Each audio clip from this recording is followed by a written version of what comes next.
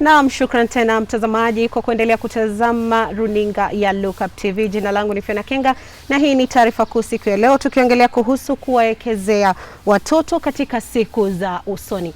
Hii ina maana gani? Ni wakati ambapo shule zimefungwa na watoto wamerudi nyumbani kukaa na wazazi wao. Wengi hawaelewi yale ambayo wazazi wengi wanapitia, hususan wakati huu ambapo tunakabiliana na makali ya janga la corona. Bei zimeweza kuongezwa za mafuta na pia zikaongeza bei ya bidhaa samahani, na ni wakati ambapo watoto wanapaswa kufunzwa kuhusu kuwekeza pesa ama kwa kizungu tutasema financial management, ili waweze kujua jinsi ya kuweka pesa na kuweza kupangia pesa hizo ili waweze kuwa na maisha mema siku za usoni. Unaweza kuwasiliana nasi kupitia nambari yetu ya 20374 katika mitandao yetu ya kijamii, mitandao ya Facebook na Twitter. Utakuwa unatupata @Lookup TV. Karibu mtazamaji na karibu kwenye show. Huyu ni Andrew Kibe ambaye ni mtaalamu wa udhibiti wa fedha ama pesa hapa nchini. Karibu. Nashukuru sana Fiona. Siku ya leo tunataka kuongelea kuhusu swala ambalo sio wengi wanapenda kuligusia. Mara nyingi tunasema hawa ni watoto, hawaelewi, hawajui. Sasa mimi kama mzazi jukumu ni kuwapatia. Lakini inafika wakati kama huu ambapo tumekumbwa na makali ya corona na mambo mengi hayaendi vile ambavyo ilikuwa hapo awali. Sasa sijui tukianza, ni kwa nini kuna umuhimu wa kuwajuza wana wetu kuhusiana na kudhibiti pesa? Asante sana kwa hilo swali. La muhimu kabisa ni kuelewa tunavyosema kwa kizungu the definition of what money is. Naam. Sasa ukiangalia pesa vizuri, tunasema ni commodity ambayo utahitaji maisha yako hadi siku yako mwisho. Manake lazima wewe unanunua vitu hapa na pale. Kwa ugonjwa lazima unahitaji pesa. So imekuwa ni kitu ambayo lazima uwe nao kuanzia unavotoka kwa wazazi wako hadi wakati wako wa mwisho duniani. Na kama ni kitu ambayo unakuwa unatumia kwa muda huo wote mpaka hadi yako wa mwisho, basi inamaanisha kwamba kujua vile kuitumia inakuwa Kenya ambayo tunaita ni life skill. So ukikosa kujua vile kuitumia, basi nao maisha yako pia uende ikawa pia hayatakuwa vyema vile. Kuangalia na kama ungevojua kuangalia hela. Yeah. So unapata tusipofunza watoto kuhusu namna za ama jinsi za kuangalia hela, nyumbani hatufunzi, shuleni hatufunzi, wakienda kuanza kazi wanaanza kazi bila ujuzi wa vile kutumia hela. Na sasa unapata watu wengi wanapata kupata tabu sana, manake hamna popote pale nyuma ambao walifunzwa njia ya kutunza hizo pesa na vile kufanya ambayo inaweza wasaidia na pia kuwa kikazo kwao. So ni muhimu sana kwamba ili lianze kufunzwa kutoka watu wao wadogo. Kuna watoto wengi ambao watasema kwamba swala kama hili haliwahusu. Linawahusu wazazi wao kwa sababu mara nyingi hao ndio wako na pesa, hao ndio wako na kazi, hao ndio wanapaswa kujua vile vya kudhibiti. Sasa ninapouliza swali hili, ninataka kujua ni kwa umri gani ambapo mtoto anapaswa kuwa anaelezwa ama anafunzwa kuhusiana na udhibiti wa pesa? Okay. Kabla nijibu hilo swali, hamna siku yoyote mtoto anafaa kuelezea mzazi jinsi ambavyo atamlea. Mtoto akiwa mdogo na awe na mafikira kama hayo, tunafaa tujiulize ametoka wapi.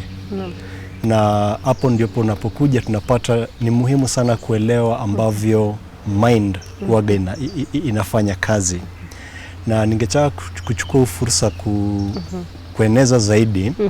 Manake watu wengi wakifikiria kuhusu mind wanafikiria ni kitu ambacho ni kimoja tu hivi tu. Naam. Lakini wajua kwamba huwa imegawanywa kwa njia tofauti. So kuna sehemu mbili ambayo watu wanafaa waelewe. Ya kwanza inajulikana kama subconscious mind. Na ya pili inajulikana kama conscious mind.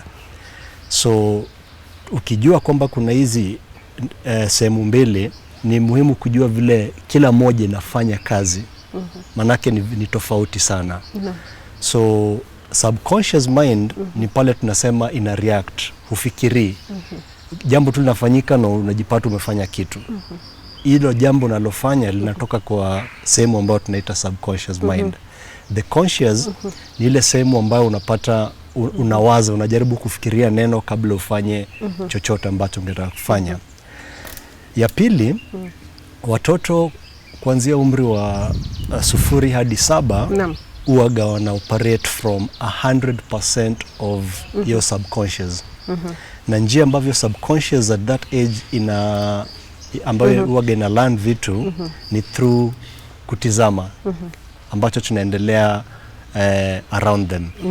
Sasa unapata sisi kwa generation njigi ama kizazi kingi tumekuwa na tunasema kwamba watoto wafai kufunzwa kuhusu hela ambayo itawaharibu. Okay? Na ni kitu ambayo imepitilishwa kwa kizazi kingi sana. So unapata wazazi wengi wanafuata hayo. Na shida inakujia hapo, manake unavosema hivyo unasahau ya kwamba huyu mtoto huwa anaona ambao tunaendelea kwa surrounding yake. Kwa mfano, unavopeleka mtoto kwa duka, anatizama nini?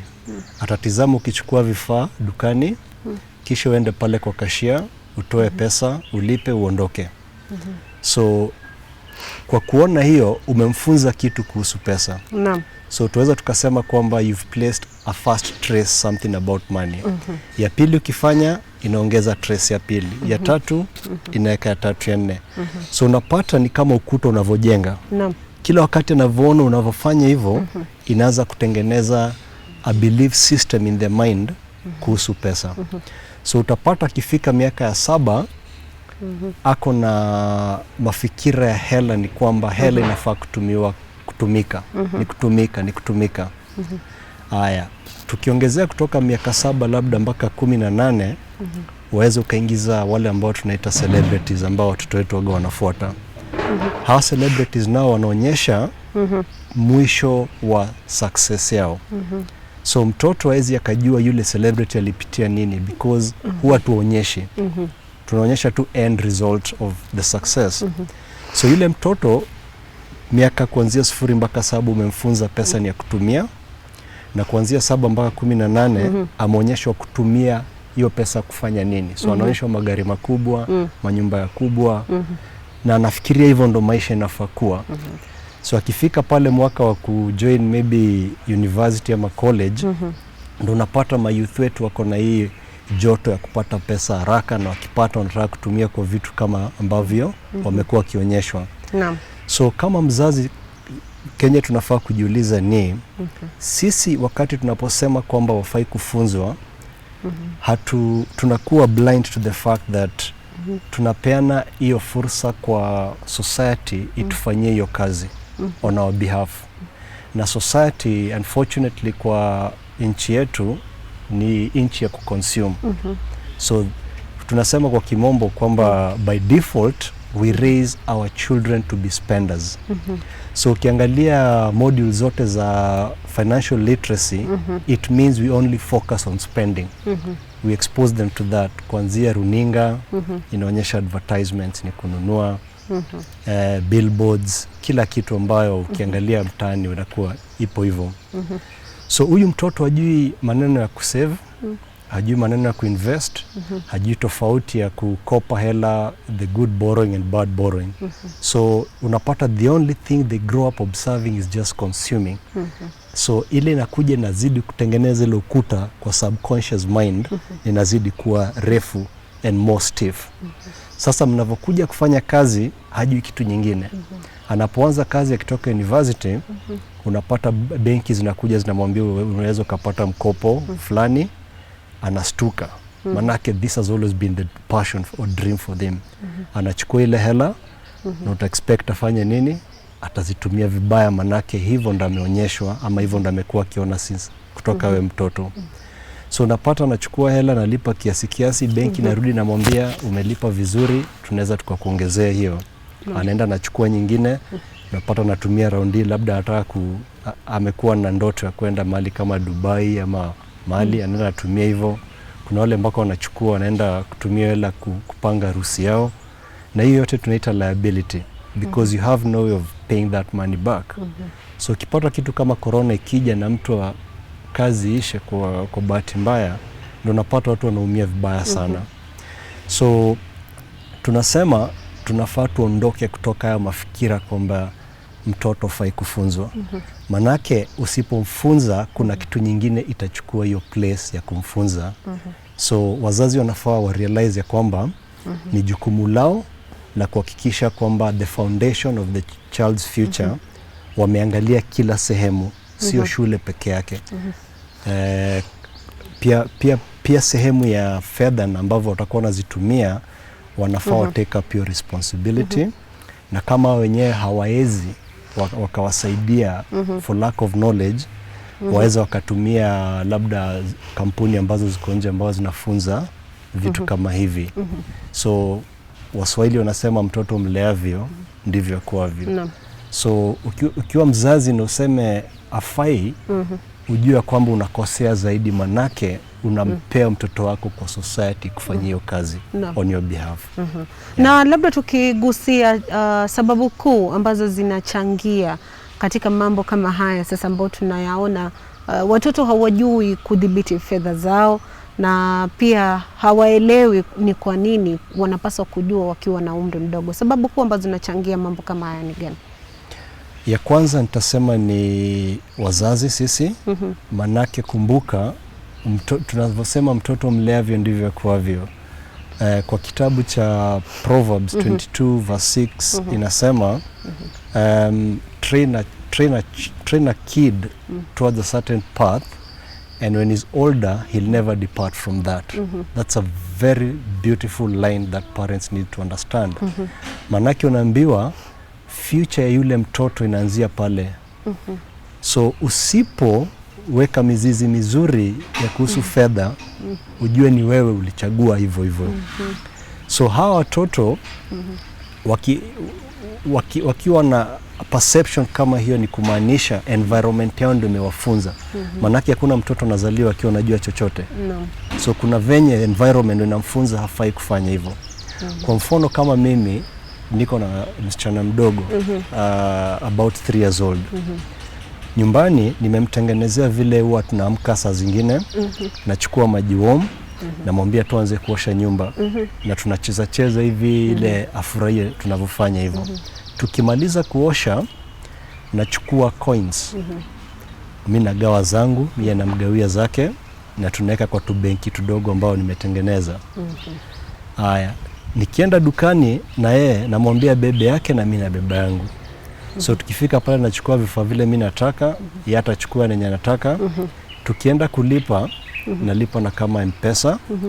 Alafu naambia jamaa ambaye anauza, chukua hizo coins na uziweke kando, ndazikujia baadaye. So ukiangalia hiyo, naanza kufunza mtoto wangu kwa wewe kupata hela unafaa ufanye kazi. Na wakati unanunua, saa zingine hela ukua. Manake saa zingine nitamwambia mwambie pesa itoshi. Hata kama ni mdogo vile, hata elewa sasa hivi atalia. But Kenya nafanya ni kwamba through observation, hivyo nasema kwa subconscious, anaanza kupokea wa masomo akiwa mdogo. So utapata akifika miaka 5, umcompare na ambaye mtoto ambaye aliachiliwa hivyo na mzazi, they'll be very two different one. Mmoja ataelewa kwa nini anafaa ajue maneno ya hela, lakini wangu watajua. So yote inaanzia na mzazi.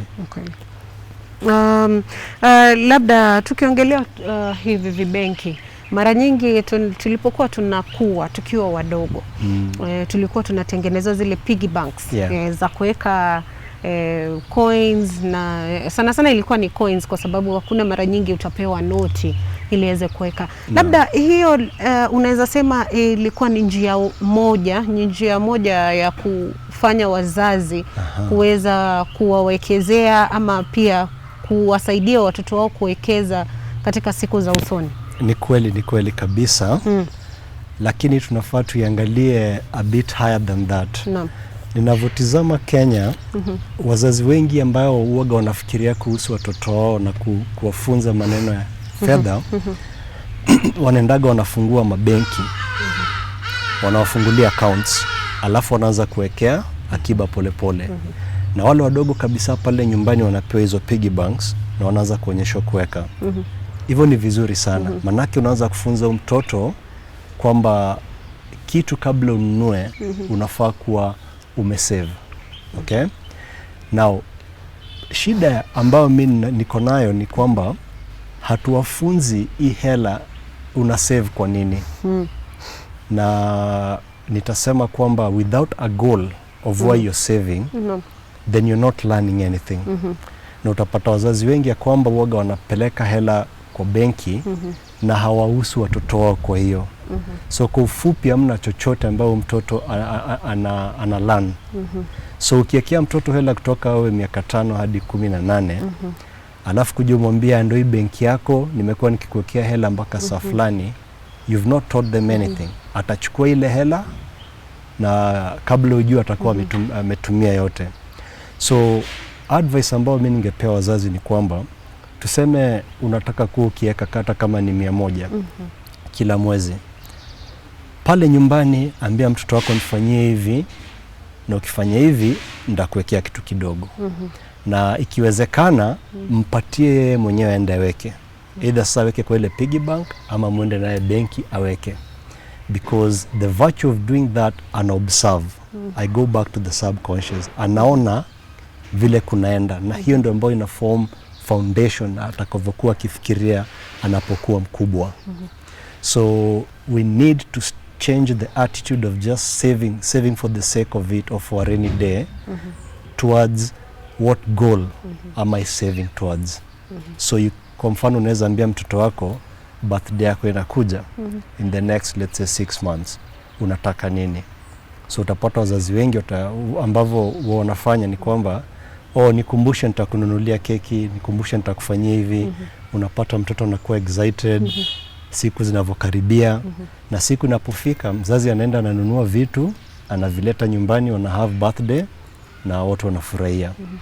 So hiyo ni scenario moja ambao most parents wanafanya. Lakini advice yangu ni kwamba chukua mtoto mkalishe chini, mwambie unataka birthday yako ama utaki. Atakwambia nataka. Sawa, unataka nini? Andika chini unachotaka. So akiandika keki pale, muulize na keki inatoka hela ngapi. Akwambia hajui, unamwambia birthday ni yako, hujui vipi? So nenda Google, angalia zinauzwa ngapi, ama next time tukienda supermarket mpeleke section ya keki, mwambie angalia prices, achague ile anataka. So that experience inafunza mtoto kitu ya kwanza, price comparison. So anapata kuna keki ya velvet inauzwa hivi, ingine inauzwa hivi. Alafu kiwa pale kama mzazi pia unamuuliza mbona hii ni ghali kuliko hii. Unaona? So anavyochagua hiyo anaandika. Unamuuliza nyingine unataka, una repeat the same thing hivyo hivyo. So ukipata budget yote unamuelezea sasa kutoka leo wacha niwe nakupatia kazi kiasi ugana. Unaanza kuraise hiyo pesa, alafu unaenda unaweka kwa benki yako. So as you approach the birthday, mtoto anaanza kuona vile hela inaanza kupanda, anaanza kuwa excited about that. So utapata ukifanya hivi ambavyo na recommend, wakati mnafanya birthday atakuwa na ile pride. I worked for this money, nikasave, na birthday nimefanya mimi mwenyewe, si mzazi wangu. And that's what we call empowering our children. So unaweza kuona katika hiyo process yote umefunza mtoto vitu vingi sana. Ya kwanza umemfunza kubudget, ya pili umemfunza kuset goals, ya tatu umemfunza kusave, na ya mwisho na ya maana kabisa umemfunza kuwa patient. Manake ni muda mrefu kabla ule birthday uje. So if you repeat that for about 1 or 2 years, it becomes something ambao wanafanya naturally. Yes. Naam, wazazi wengi tunaona kwamba ni wazazi ambao wameajiriwa makazi tofauti, hata kuna wale ambao pia wako na kampuni zao. Sasa hii ni kumaanisha wengi hawana muda wa kukaa chini na watoto wao kuwaelezea kwamba kuna hivi ndo nafaa kufanya, kudhibiti pesa ambazo nakupatia, ajue kuwajibika na vitu kama hivyo. Sasa unaona inakuwa ni ngumu. Okay. So hapo tunafaa tujiulize swali kama wazazi. Wewe kama mzazi, hata kama uko busy kiasi gani, future mtoto wako ungependa ikae vipi? Na unavyofikiria kutoka that angle, utajipata hata kama una muda uta-create hata kama ni 1 hour per week. That's sufficient. Okay? So ya kwanza ni kama una muda kabisa uweze ukampeleka mahali ambao wanafunzwa vitu.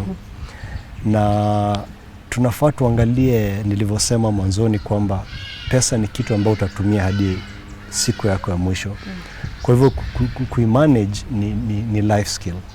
Na skill ambavyo inavyokuwa unaitunza ni mara ya kwanza unahitaji vitu viwili. Unahitaji ya kwanza knowledge. After knowledge unahitaji practice. So ukipata knowledge ukose practice, then you cannot develop the skill.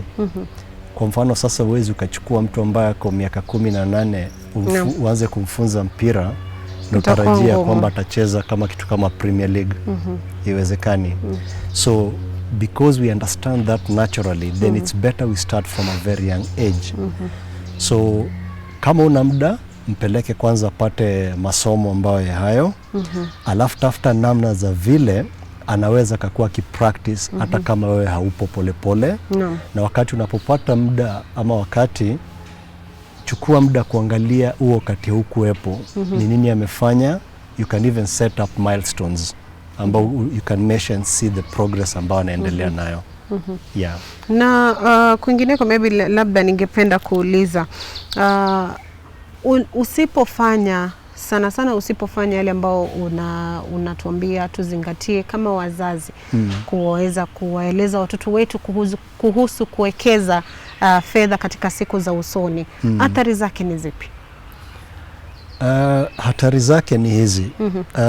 Ya kwamba nitakwambia kuna research ambayo tulifanya.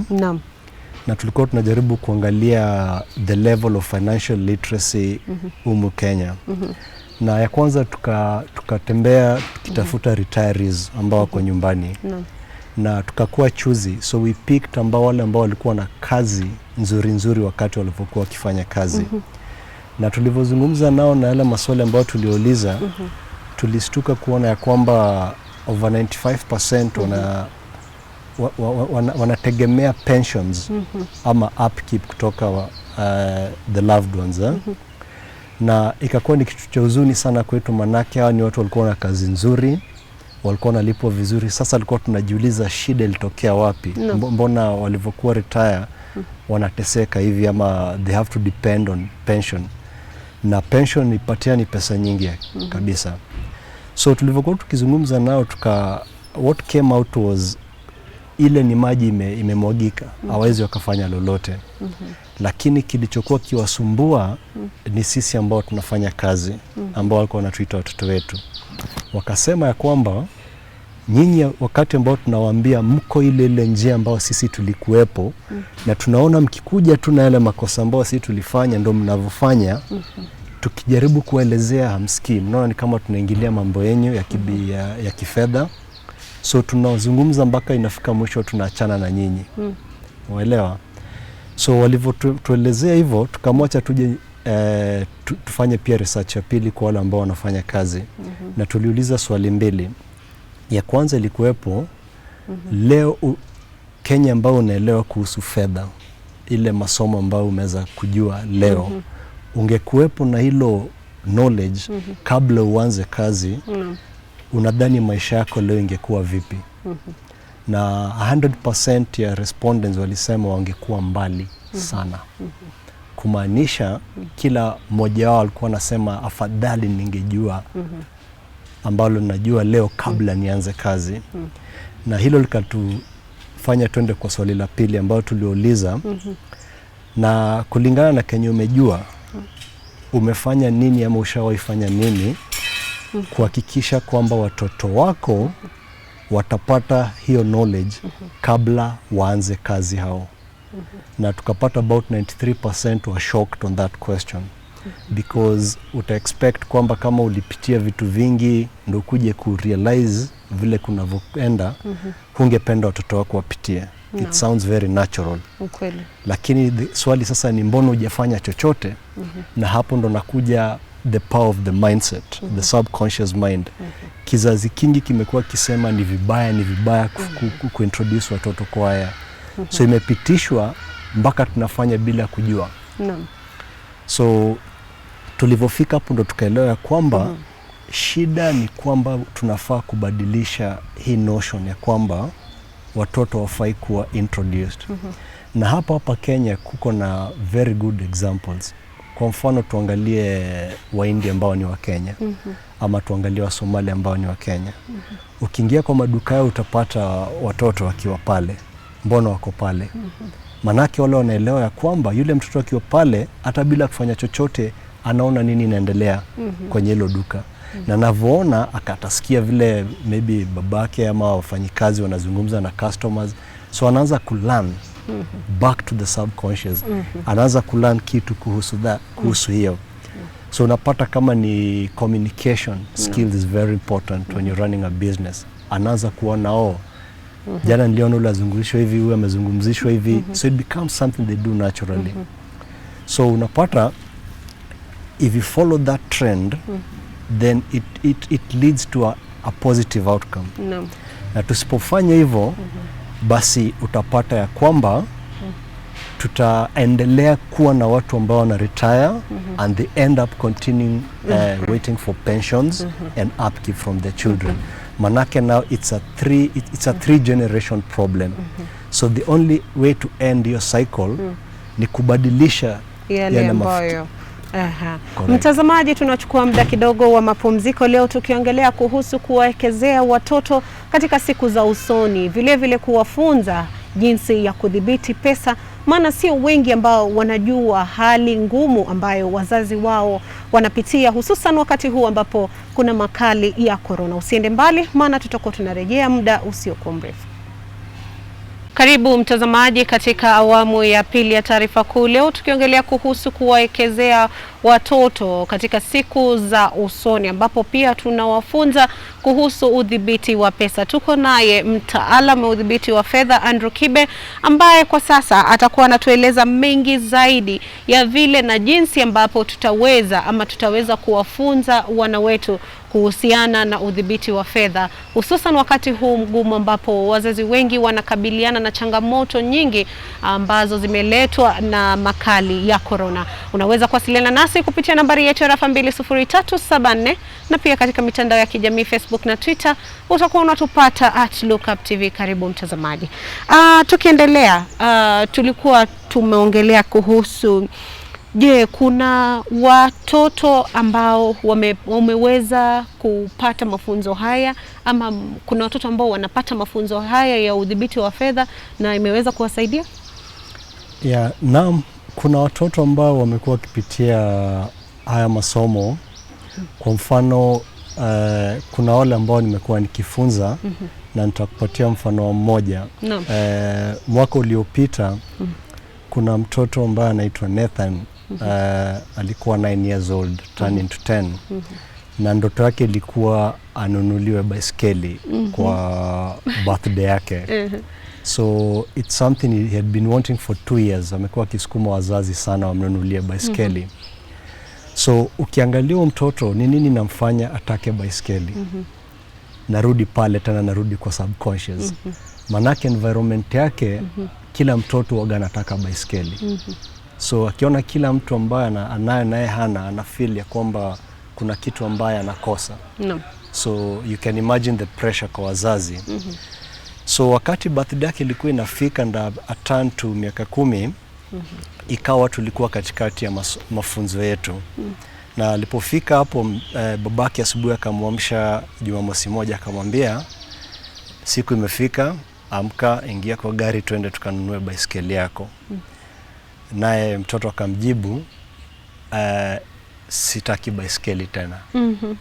Baba akastuka, akamuuliza, are you serious? Akamwambia sitaki baiskeli. Kwa nini?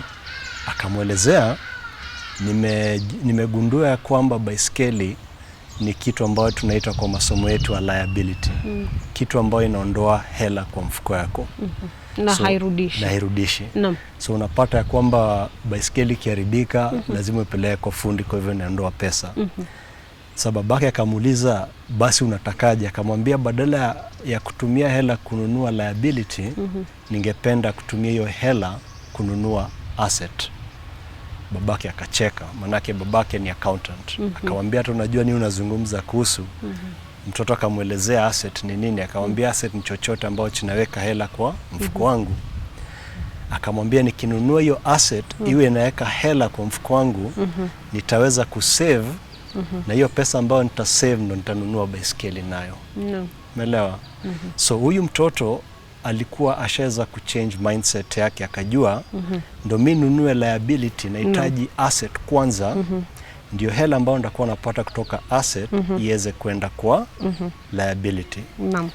So babake akastuka, akamuuliza na ni asset gani uko nayo kwa akili? Akamjibu akamwambia ningependa kuinvest kwa government bond. Babake akastuka, mtoto wa 9 years ananiambia kuhusu bonds, akamwambia bonds, bonds na hela nyingi sana. Akamwambia kuna mpya ambayo ilitoka inaitwa Makiba with 3,000 waweza kununua. So babake akafurahia sana. Aliomba mamake namba yangu, akanipigia, tukazungumza naye. Alikuwa amebajetia kumnunulia baiskeli around 15,000. But because of the change of the mindset ambayo aliona na akagundua kwamba mtoto aweza kalani hizi vitu kutoka awe mdogo, akaongeza 15,000 zikawa 30. So alinunua Makiba ya 15,000 and the other 15,000 akaeka kwa ambayo tunaita money markets. So unapata tunavyofanya ni kwamba baada ya muda kadhaa tunachukua wale watoto ambao tulikuwa nao, tunachukua statements ambazo zimekuja kutoka hizi mbili, alafu tunaonyesha, tunaambia hapa hivi panamaanisha hivi, ili jina linamaanisha hivi, linamaanisha hivi. So unapata kama Nathan sasa nikamleta hapa hivi, ataweza kuelezea amnavyo bond zinavyokuwa, zinavyofanya from the word go hadi mwisho. Na hiyo ni kuonyesha kwamba sisi kama adults huwa tunajiambia hawawezi wakaelewa. Lakini Nathan is a very good example that mtoto mleavyo ndivyo akiwavyo. So you can teach them anything as long as you're open to doing that. And na wale wakiwa dogo pale wako na open mind kabisa. So mtu kama Nathan kwangu najua hata hajatabika maisha yake. Manake foundation first mindset ishakuwa poa, inaangalia in the right direction. Na pili amejua ndo uweze kutumia hela kwa liability, hiyo hela inafaa itoke kwa asset. So focus yake mainly ni kutengeneza ambayo tunaita cash flowing asset. So kwa hilo class letu tukajipatia baada ya mafunzo, manake hiyo ni knowledge. So the practical side of what we do is we work with them. Tunawaambia hii mwaka kila mmoja wao ameset 2 goals. Na hizo goals ni kubuild cash flowing assets.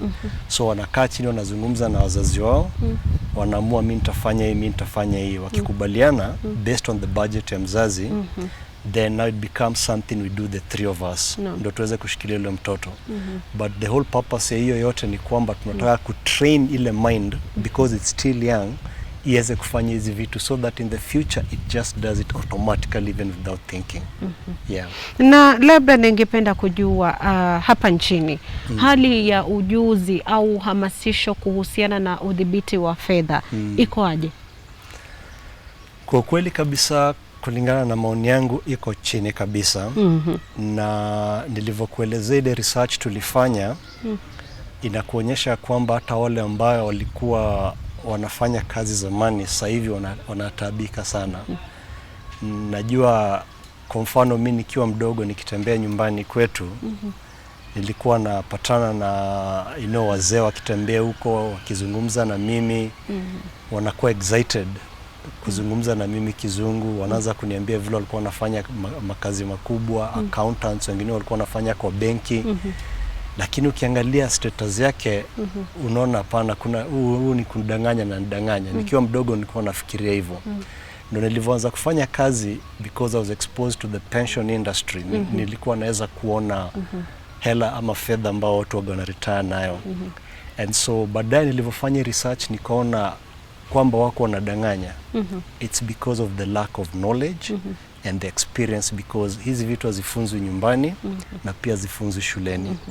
So ukiangalia kama Hosea 4 chapter 6 inasema ya kwamba my people perish due to lack of knowledge. It's a very powerful statement. Manake kama una knowledge inakwambia utaanguka. Sasa wale wakuwa na knowledge kutoka wao wadogo, wakifanya kazi walikuwa nadhani wako nayo, na walivyotoka kazini walirealize hawana, ambao it was too late to actually turn the tables around. Yeah. Na labda kuna jinsi ama nia ya kubadili hali kama hii, kwa sababu yale unayoyasema ni ukweli. Tumeona kwamba wazazi ambao wamefanya kazi katika maofisi makubwa baadaye wanakuja wanaanza kuwategemea wana wao ili kuwapatia pesa za kila siku za matumizi, chakula na vitu kama vile, ama hata kutegemea ile pension kwa sababu hawana jinsi ya kupata pesa, ama hawana biashara ambao wamewekeza huko nje jinsi ya kupata pesa. Ndio swali ambalo nataka kujua. Kuna jinsi ya kudhibiti hali kama hii kutofanyika katika future generations? Very correct. Yes, ipo. Na la kwanza tunafaa, napenda hili statement kutoka Einstein ambaye alisema, alidefine insanity as, you know, doing the same thing over and over again, wazimu, and expecting different results. So this is how we've been going about this, then the results will never change. So la kwanza tunafaa tubadilishe mafikira yetu. Na fikira letu tukiangalia vizuri tutaona ya kwamba tunakosea pale mwanzoni. Kweli. So la kwanza ni hilo. La pili tunafaa tuelewe ya kwamba nilivyozungumza kuhusu subconscious na conscious mind. Na mtu akiweza kuelewa yatajua umuhimu wa kuanza kuintroduce mtoto kwa haya mambo kutoka awe mdogo. Manake tukianza na kufix pale chini, we are guaranteed of turning things around. Na examples nyingi tunaweza tukaona. China walifanya hivyo zamani. Look where they are today. Unajua wakati mwingine wanazungumza na watu, naambia watu, ukizungumza na waindi wengi, kama mimi nilisomea Aga Khan nikifanya A levels zangu. Na ilikuwa a rude shock for me because we live in the same country, but when I got into that space nilikuwa nasikia ni kama mimi sio mtu. Unazungumza na wale and you can tell there's a very different level of thinking. So that is very key in terms of putting this forward. So ya tatu tufanye kwamba tunavyofunza watoto wetu tuwafunze jinsi ambayo the real world works. Mtoto anavyokuambia umletee, you know, sweet jioni, wewe kama mzazi unaona shilingi 10 sio hela nyingi. Lakini yule mtoto hajui tofauti ya shilingi 10 na 1000. So unavozidi kumnunulia ile sweet ya shilingi 10, huelewi ya kwamba unamharibu. Manake anazoea kupewa. Yeah? So ukijiuliza unavokuwa mkubwa kuna mali unapewa hela hivi, ndio nasema tuanze kusimulate how the real world works. Alafu ifanye iwe jambo ambao wanafurahia, make it fun, and the process becomes enjoyable na inashika kabisa. Ilo lingine ambao nitasema ni ya kwamba tujaribu kama wazazi tuanze kufunza watoto how to think, not what to think. Na nikiangalia education system yetu imekuwa structured kufunza students what to think. Kwa mfano, tunavosema unavoingia darasa la kwanza, unaambiwa A is for, unasema apple. Okay?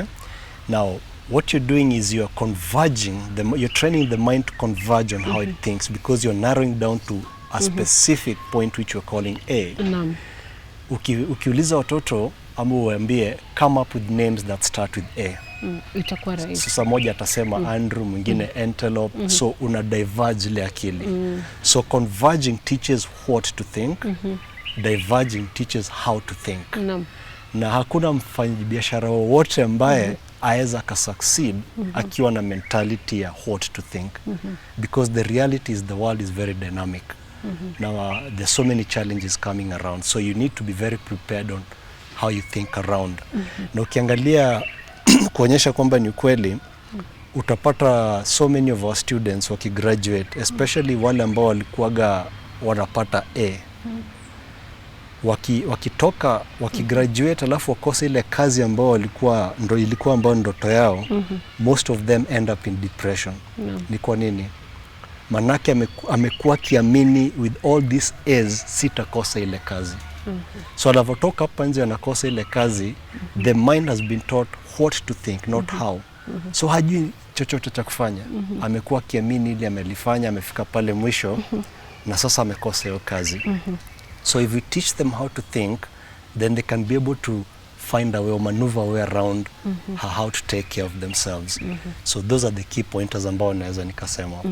Na labda uhosia kwa wazazi ni upi ili kubadili akili za watoto kufikiria what to think na si how to think? Hapo sasa ndio inakujia the involvement. That's nilivyozungumza kuhusu subconscious in the first 7 years. Naam. Utarealize ya kwamba ni muhimu sana mzazi kuhakikisha kwamba amelay the right foundation. Na njia moja ya kufanya hivyo ni kwamba usizoeshe mtoto kitu. Wakati unavyofanya kitu chochote, mwache afikirie kwanza. Let them learn through mistakes. Hakuna mtoto ambaye anazaliwa na anatembea. Ataanza na kucrawl, ajaribu kupandia, kujishikilia kwa ukuta, anguke hivyo. Let them go through that process. Kama tuseme unataka kununua gari, unamuita. Isiwe ni wewe na bibi yako ama wewe na mume wako. Muite pale mtoto, waambie sasa sisi tunataka kununua gari. Mawazo yako ni ipi? Because now when you make them start opening up, they come, hata kama mtachukua ile, wacha feel input yake imekuwepo hapo. If you want to buy land, incorporate them in that. Tunataka kununua this land. Kwa mfano, nikiamua nataka kununua gari la tuseme 1,000,000, mimi najua nitatumia hilo hela. Okay? Lakini sasa nikichukua ile mtoto nimwambie mimi nataka kununua gari, nimuulize mawazo yako ni ipi? Anipatie mawazo yake, nimwambie hapana. Hata nimekata sasa nasema nitanunua ya 500,000. Wewe unafikiria vipi? Sasa ile mafikira yake yote akinipa, namfungua akili kufikiria kando. Unaelewa? So that is the best way to start doing that at home. Kama uko na biashara, especially sasa hivi shule zimefunga kwa muda mrefu, ndio candidates wanaenda kufanya mitihani yao alafu wa nyumbani muda mrefu. Chukua mtoto wako, kama uko na biashara, mpeleke hiyo biashara mara kama 3 kwa wiki. Leo mweke department tuseme kama ya finance, kesho mpeleke pali pengine hivyo, alafu jioni unamuuliza leo masomo yapi umepata kazini. Akikwambia na wewe unasukuma kidogo unaongezea hivyo. So the more you expose them to things and then you keep questioning them to make decisions, unaanza kufungua akili yake. Labda tunaweza sema kwamba baadhi ya mambo kama hayo ndio yamechangia watu wengi, hususan watu wenye umri kama wangu. Mtu anapopata kazi, kitu cha kwanza anataka ni anunue gari badala ya shamba. Correct. Na mtu anataka kununua vitu ambavyo tunasema hizo ni liability instead of investment. Labda hilo linaweza kuwa linachangia pia. In fact that's the problem. Manake na pia unapojibu ningependa kusikia wosia wako kwa vijana kama sisi. Wacha tuanze kwa kusema hivi. Ni muhimu watu kuelewa kwamba tulivumbwa sisi kama wanadamu, tulipewa kipawa cha create anything we want. Na hapo ndo Biblia inasema kwamba God created us in his own likeness and image. Imaanisha physical thing, inamaanisha pia sisi tuko na kipawa ya create. Na creation inaanza kwa mafikira. Hata Mwenyezi Mungu alivyotaka kutengeneza dunia alifikiria kwanza. So hiyo nakwambia the best way to look at the mind ni kuimagine ikaa kitu kama magnet. So yale mafikira ambayo unaweka pale ujue uko una attract kwa maisha yako. Sasa the danger comes into the first 7 years hauna control. Environment yako ndio inajaza mafikira kwa akili yako. Na after 7 years the subconscious ina remain kwa 95%. So it means 95% of the thoughts going on kwa akili yako hata hujui were formed in the first 7 years. So the 5% that kicks in the conscious is the one that is trying to think na kutumia logic. Ndio utapata kwamba kuna watu wengi ambao wanaenda hizi seminars ama mtu anaona movie and you get inspired to do something, you feel like this is what I've been looking for. Lakini ukitoka you're very fired up. Baada ya mwezi moja umerudi vile ulivyokuepo. Reason is ile excitement ni ile 5% Manake it's the conscious ambayo inajaribu kufikiria, inajaribu connect, this is making sense to me. So you get up. Lakini hapa nyuma tuko na a very big block ambayo imekuwa accumulated for all these years. So ukija pale uwezi ukaangusha hii ambayo imekuwa for so many years in a very short span. It will also take time for you to replace what was there. And that's where the problem is. Sasa kama watoto kutoka wadogo tunaonyesha kutumia, ulete celebrities waonyesha ni kununua gari, that's the foundation that is the subconscious. Sasa yule akienda kazini pale apewe loan na bank, naturally that's what's going to come out. Lakini tungekuwa tumewafunza kuinvest, that's what would have come out naturally. So the choice ni ya wazazi. Either wewe kama mzazi uchukue hiyo jukumu, useme nitahakikisha kwamba mimi ndo niko in control of the foundation. Usipofanya hivyo ujue umepatia mtu mwingine akufanyia hilo kazi ama society. And we all know how bad the society can do it for us. Yeah. Kuna wengine watasema kwamba hiyo ni kama kumfunza mtoto kukua na mkono gamu. Kwa kizungu tutasema stinginess. Yes. Sasa sijui una yapi ya kusema kuhusiana na hilo. Haya, tunarudi tena pale. Mtoto mleavyo. Sasa ukimwonyesha kila wakati aeke pesa, atakuwa stingy. Sijui kama utakuwa unafundisha boy child aweze kuwa na ule mkono wa kutotaka, mkono wa birika, mkono mchoyo, utaki kutoa kila wakati. Si ataachwa na wanawake. Akitafuta girlfriend pale atakosa. Haya, ndio tunarudi tena pale, tunasema ni vile unavyomuonyesha. Naam. Na ndio maana unavyofunza mtoto kuhusu pesa, ni muhimu wajue ya kwamba kuna hela ambao unafaa uweke kando, which will go to the cash flowing asset. In fact, sisi tunavyofunza kwa kosi zetu ni kwamba unavopata pesa, kitu ya kwanza unavyofaa kufanya ni kusave. Baada ya kusave, now you can actually spend. Lakini watu wengi wanafanya the opposite. Unapata pesa kwanza una spend, inayobaki unaenda una save. So ukichukua example, tuchukue ya mtu ambaye ameajiriwa kazini na analipwa kitu kama 100,000. Ataangalia 100,000 my net, aseme acha nitafute nyumba kama tuseme 40,000 ama 30,000. Then vile Wakenya wengi ambao wanaangalia, kumbuka hapa tunaangalia subconscious yake imefunzwa vipi. So kuna wale pia atachukua nyumba ya 50,000. Alafu ataye kununua gari, alipe loan pale na nini yao maisha yote. Unapata mwisho hana chochote cha kusave. Hata akiwa na kusave ataka kama 5,000 ama 10,000. Katikati ya mwezi akipata na shida, anajiambia kuna kale nimeweka pale, acha nene nikichukue, nitaregesha mwisho wa mwezi. Washika. Huo ni wa kwanza ambaye anafuata spend then save. Haya, huyu mwingine naye wa pili, na ndivyo tunavyofunza ni kwamba the first thing you should think about is save. And when you're saving, don't just save for the sake. Save with a very clear goal of growing your cash flowing assets. So utapata aweza akasema mimi ya kwanza ambayo nataka kununua Uber. So the budget yangu ni 500,000. So atajiambia that's my goal for this year. So I need to raise that money in let's say 1 year. So atajiambia nikipata 100,000 nita save 50,000 kwanza mwanzo. So in 10 months I'll have the 500,000. So ile hela ikiingia hivi 50,000 inaenda kwa savings. Nayo savings ina aim kununua Uber. Inabidi inamaanisha na baki na 50,000. Akibaki na 50,000 ataweza kuishi kwa nyumba ya 50,000. Kwa hivyo na kuforce kujilimit in terms of unavyoanza. Lakini pande nyingine unaanza kugrow. Manake ile Uber ikija pia itaanza kuletea. So that is the approach of how it should be. Sasa ile 50 ambayo imebaki usitumie yote. Ingine pia tunasema it's good to give back. Ama ufanye jambo ambalo la kusaidia mtu pale hivyo. So ukifunza hivyo unajua okay, 50% I'll be saving, maybe 40% I'll be spending, 10% I'll give. So with time again, the subconscious ina learn, si kila wakati unachukua 100% unaweka. It's also good to to treat yourself because you're working so hard for that. Yeah.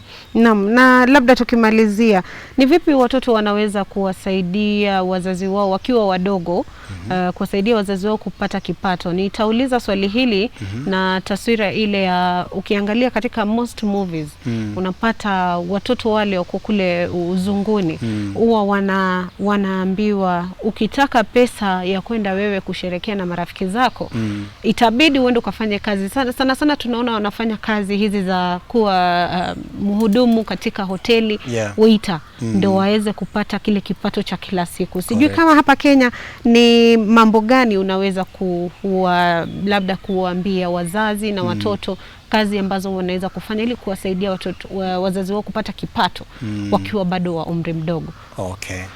So tutaanzia pale chini na inaanza kwa nyumba. So ukionyesha mtoto difference between doing chores na responsibility. Manake pia kuna pale danger, ukimwonyesha kila saa akifanya chochote unampea hela kidogo, atadhani ni right yake. Naam. So una balance between responsibilities and chores. Akianza pale nyumbani, what you're instilling in them is for you to get money you need to work. That's the foundation ambayo unaanza kutengeneza.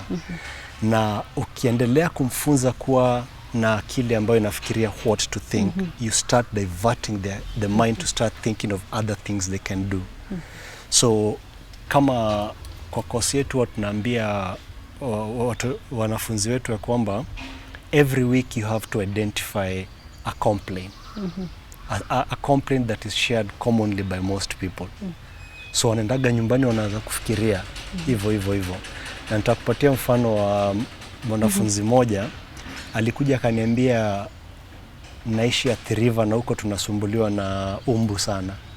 Na watu wengi wanateta sana. Sasa hiyo nimekuambia itasaidia vipi? Nikamuuliza, na ukija na suluhisho ya kuangamiza umbu, unadhani nini itakufanyikia kwa maisha yako? Kaniambia lakini si kuna doom. Nikamwambia okay, doom si ni kemikali. Na ukifikiria tuseme kutengeneza kitu ambao ni natural ambayo itamaliza umbu, nadhani itakufanyikia maisha yako. Ninavyozungumza na wewe sasa hivi na ako class 7, ameweza kufanya research kwa Google na ameweza kupata a solution whereby ukimwaga hiyo solution inatoa harufu fulani na unaona mosquitoes they go unconscious for a couple of seconds, then they regain the conscious. Kumaanisha she's working towards something that is going to work. So mimi kama mwalimu wake na wazazi wake naambiaga let's continue encouraging this girl at this age. Manake akiweza you can see the potential of that, na haita interfere na pia masomo yake. So it's how we train our children. When you have an open mind, a mind that thinks about what to think, unakuwa ukimchallenge. Hata unaweza kuja nyumbani mwambie nafikiria biashara ya kufanya na 50,000. Wewe unaonaje? So when you put children in that space, they start coming up with. But what you're cleverly doing is you're starting to force the mind to start thinking of ideas. Na utapata wakiendelea hivyo, they'll start thinking of business ideas from a very young age. They'll be able to see opportunities. Manake opportunities ziko nyingi hapa hivi. Kabisa. The idea is about thinking them what to think. And that's what ningependa ku encourage parents wafanye. Na mtazamaji, natumai umesikia yote ambayo mtaalamu wa udhibiti wa fedha Andrew Kibe ameweza kuyasema kuhusiana na vile ambavyo tunaweza kuwafunza wana wetu kuhusu kudhibiti fedha, hususan wakati huu ambapo kuna makali ya corona. Wengi wamepoteza makazi na wengine wanapambana na hali ngumu zaidi. Na ni wakati ambapo tumefika mwisho wa kipindi cha taarifa kuu. Leo tulikuwa tunaongelea kuhusu kuwekezea watoto katika siku za usoni. Sina budi ila kuambia kwaheri kwa sasa.